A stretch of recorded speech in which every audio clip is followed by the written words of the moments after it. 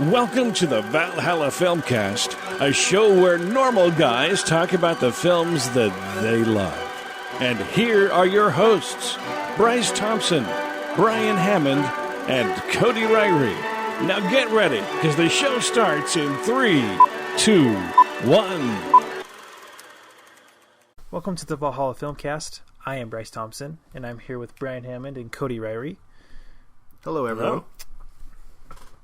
Today, we're going to talk about Mel Gibson, the director, with his new movie, Hacksaw Ridge, coming out. It might already have been released when you're listening to this. But we kind of wanted to just do a little welcome back, Mel, to the directing.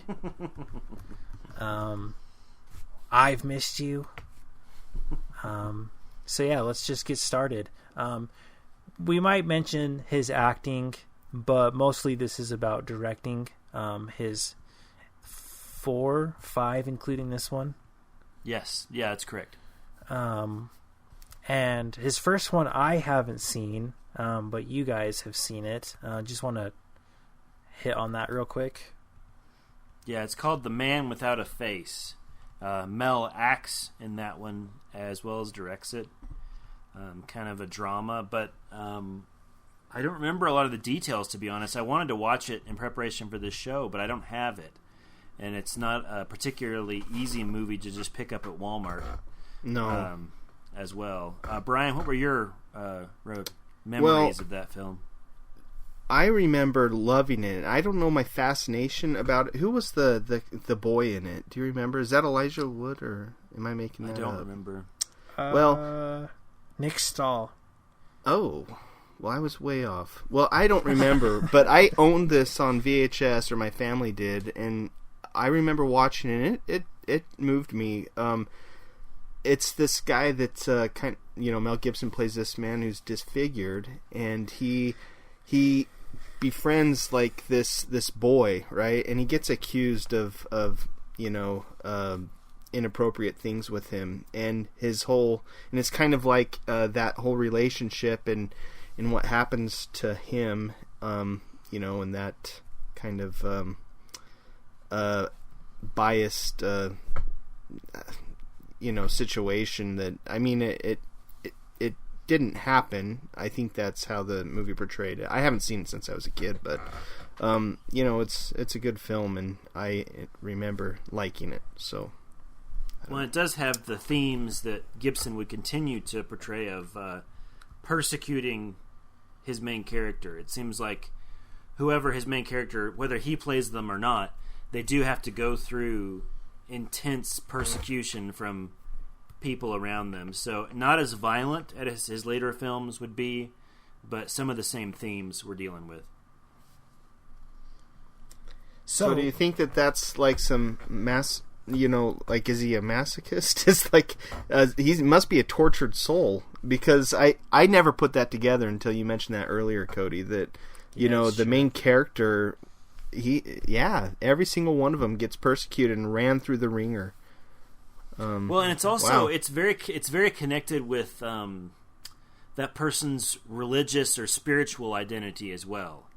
There's always something to do with, obviously the biggest example being Jesus. You're going to pull the Jesus card, huh?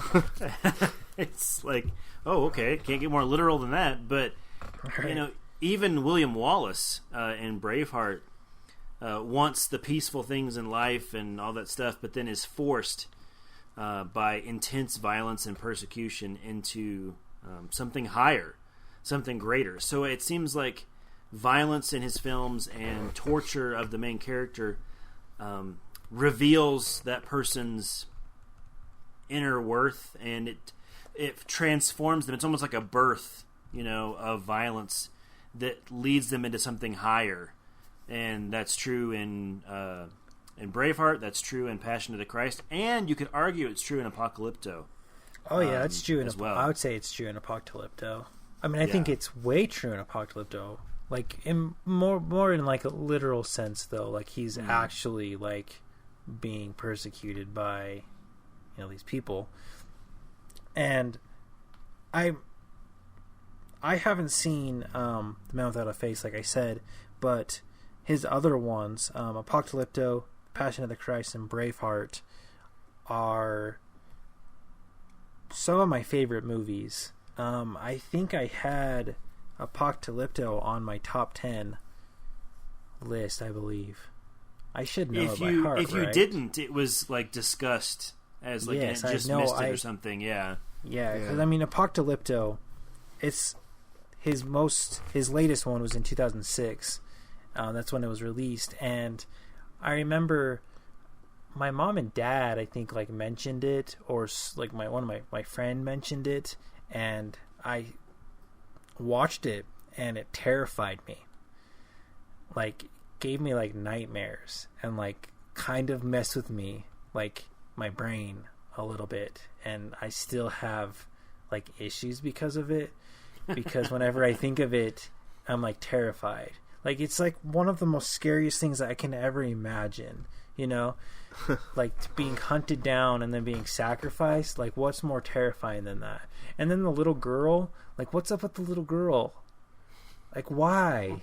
Like, it's just, it's just really well done. I mean, how he does it, like, it's not in English, it's in this native tongue, and it's all subtitled. It's just really well made. And I don't know if it's I guess I kind of said that by, putting it on the top 10, but Braveheart and The Passion of the Christ are also, really good. And I think, like we just barely talked about, how the main character is so persecuted. I think that's what makes them really, really good, is that's what, draws you in and sucks you into these movies, is the way that, this person's struggle. I mean, we all struggle in our own ways, and definitely not as bad as any of the characters in his movies, but you struggle, and this is, just like any kind of movie, it's kind of blown up. But I think we can kind of relate, somehow to these people in their struggling with their life and how they kind of try to force to get through it. And I don't think, he's made a bad movie, in my opinion. Yeah, well, I can agree with that. For me, Passion of the Christ was an incredibly well-made movie, and it was very well acted. And yet, at a certain point, when I was personally viewing it, the violence was so lengthy and so detailed that instead of deepening the experience for me, it started to pull me out of it. I started to think to myself, because I think the whipping scene in the film is like 23 minutes long or something like that. Like, it's ridiculous. Yeah. and it's incredibly well done, yet at a certain point it was so graphic and so long, I started to think to myself, I wonder how they're doing that. Like, instead of pulling me into the experience, I started to kind of slip out. Well, also you have to think about your brain too. Like, psychologically, your brain, when your brain is forced with killing or with like something like that effect, it's going to run. It's trying to cope. Yeah, it's going to do something to try and get away with it. And so, I mean, that's one thing that I've always heard. Like my mom and dad saw it when it first came out, and like that's the one thing that they said. It's intense and like it's real. And I think that's one thing that about Passion of the Christ is, like you said, Cody, you kind of start to like pull away because it's so real. It's so like, wow. And like, although in some ways, doesn't that make me like, the disciples? Like, in some ways, I mentally ran off because it was so bad. Like it. It's a natural reaction, though, and I think that it kind of. I guess I'm trying to make this a positive for his filmmaking, is that he's made this movie about. I guess if you are Christian, about someone that you care about very much, and now, before going to Sunday school or going to church, you've just heard the stories. And they talk about it, and you're like, yes, it's so sad, it's so like heartbreaking, But then he's put it into film, Now your eyes can visualize it, and you actually see, and your brain kind of is like, oh, this is the horrors of it. Well, and I will say, when it comes to that film, and I don't want to dog on it. I'm not trying to dog on it. I'm just saying, like, the thing, I didn't connect with it on a spiritual level.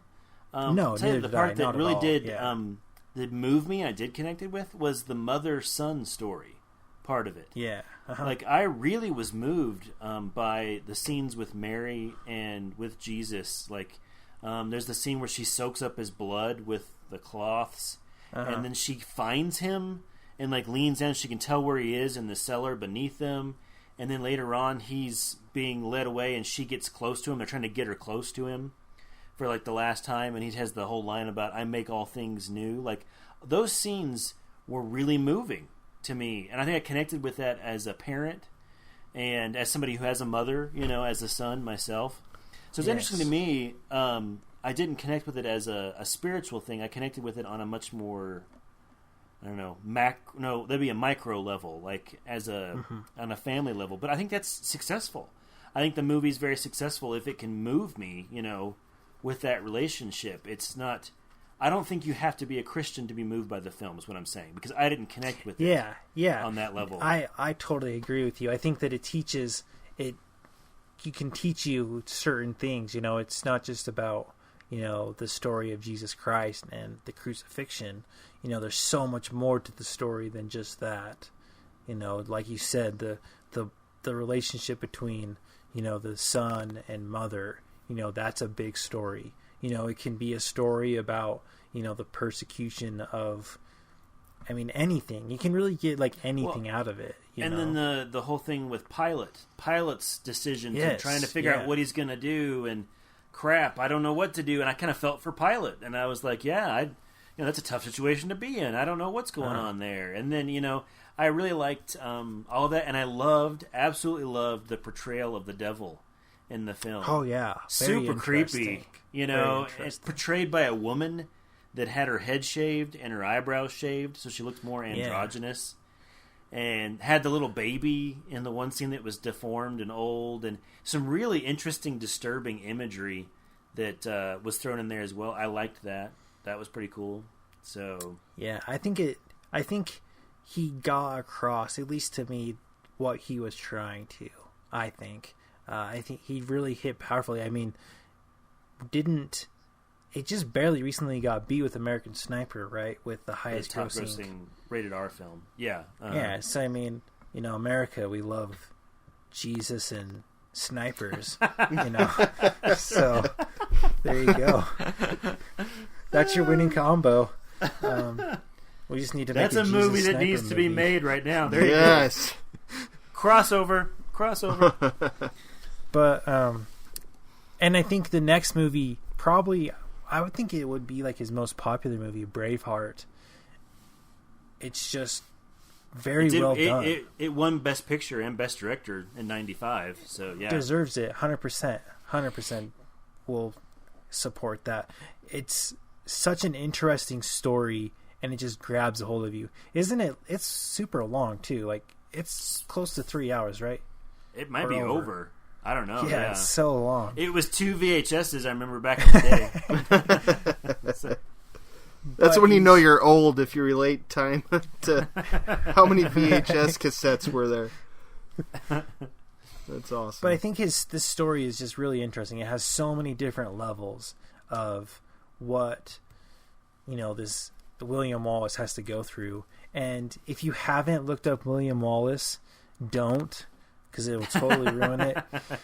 But you know, this story of William Wallace, and you know how, you know, brave and awesome he is. I mean, it's kind of empowering, you know? Yeah. You're like, yeah, dude, this guy's awesome. He came from nothing. So did I. Let's do it, you know?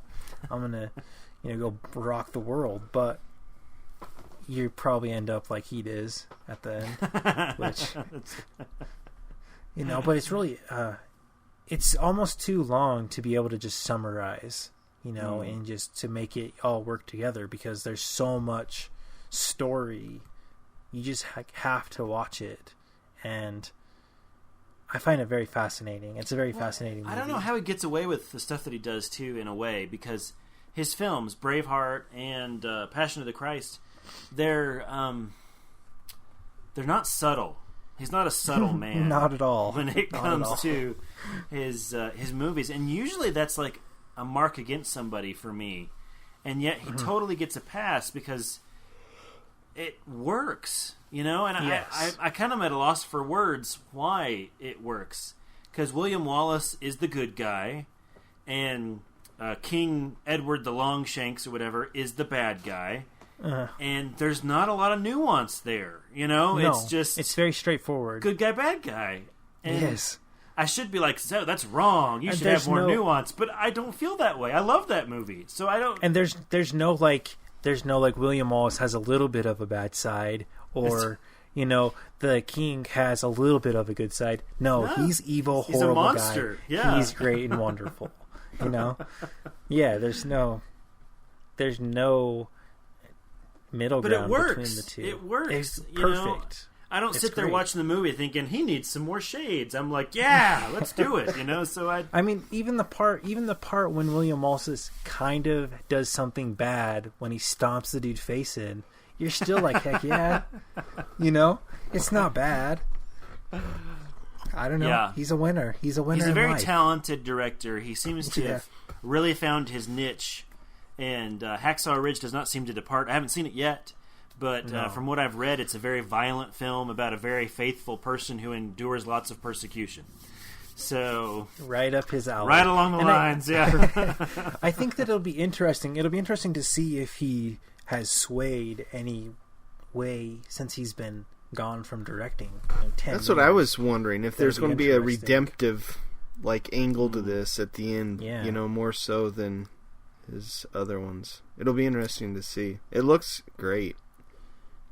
And the early reviews are just ecstatic. I mean, I was listening to NPR this morning, which is not exactly a bastion of like conservative thought. And the reviewer on there from the New Yorker, which is also not a bastion of conservative thought, he was grudging in talking about how amazing the movie was. Wow. And I remember his last line of his review was, like it or not, Gibson is a remarkable filmmaker. Yes. So it was this like, I want to hate this guy because of all that he's done, but he's an artist, and I can't deny that. You know, that's not condoning anything that he's ever done, like whatever. But aside from his personal life, please make movies because what a talent! They're awesome. Yeah. Like there's not like they're extremely like crazy violent, but not any more so than like Tarantino or you know any other crazy directors out there. And his movies are so interesting with their stories, and I mean even on his acting, you know you have like We Were Soldiers and the Revolutionary War one that's The Patriot. Cody does not like. Nope. I think they're so interesting, though. They're so interesting, and I mean, like you said, that one is one-dimensional in a bad way. That one, for some reason, it bothered me that I can agree. all of the British people were all constipated British lords who were thoroughly evil. And I mean, I can agree with you that's probably like my least favorite of his movies. Well, he didn't direct that. I mean, he didn't direct Roland it, Emmerich exactly. directed that. The man behind Independence Day directed The Patriot. So, but if you single out Mel Gibson's performance in that movie, it's fantastic. Yeah, great, yeah. great. And so I find Mel Gibson, he's such an interesting person because he has got himself in some controversy and pretty much ruined his name, but you can't take away what he's done. And so I'm excited to see Hacksaw Ridge and see what he's done. And if it does as well as everybody's saying it's going to do, it could really open the door for him to keep working and keep making more stuff. So, and he has acted recently, like he was in that Gringo movie. And then Bloodfather, which is just out on Redbox, which got really good reviews as well. So that's interesting. Yeah, and I would if Mel Gibson is listening to me Yes. and getting advice from me, I would just say direct, dude. You can act in your movies. You've proven that you can do that. But just direct them as well, because you're so good at it. And you've made movies. I love every one of them. Yeah. You know, there's nothing I can say really negative about, except for the first one. I haven't seen that one. But other than that, I like every one of them. I agree with that. Like, even as an actor, though, I don't think there's ever been a film that I did not like him in. You know, his acting chops, I guess, you know. Just looking at his filmography here, like, every single one, like, he was top notch. And that's what's so cool about, you know, or what was cool about America is the forgiving nature of it. And you know, it's been 10 years, or how long has it been since he directed? 10 years. 10 years, yeah. I think I hope this is a refreshing, you know, kind of I hope he feels redeemed with this film, that he solves some of those issues and puts them to bed, and we move on and start seeing more work from him, because he's a genius. You know, he's a really talented guy. So well, we're excited for Hacksaw Ridge. We're excited to see Mel Gibson come back, and hopefully it does well. He's definitely hit the right market, you know. War and veterans, you know, that definitely hits America right in the soft spot. So right in the breadbasket. You know, right? Like we said, you know, snipers and Jesus, and he's mixed the two. He's got them, because this guy is a religious, conscientious objector. Wow. He pretty much has Jesus in war, so I mean, he has to win the Oscar. I think we should make our predictions now. No, I don't think we can go ain't that happening. far. No, but they're not. They're not that forgiving. It would be very good to see, you know, more work from him in the future. So yeah, we will let you know when we see Hacksaw Ridge, tell you all about it. Look for that in the coming days. And this has been the Valhalla Filmcast. I am Bryce Thompson. I'm Brian Hammond. And I'm Cody Rary. And we'll talk to you next time.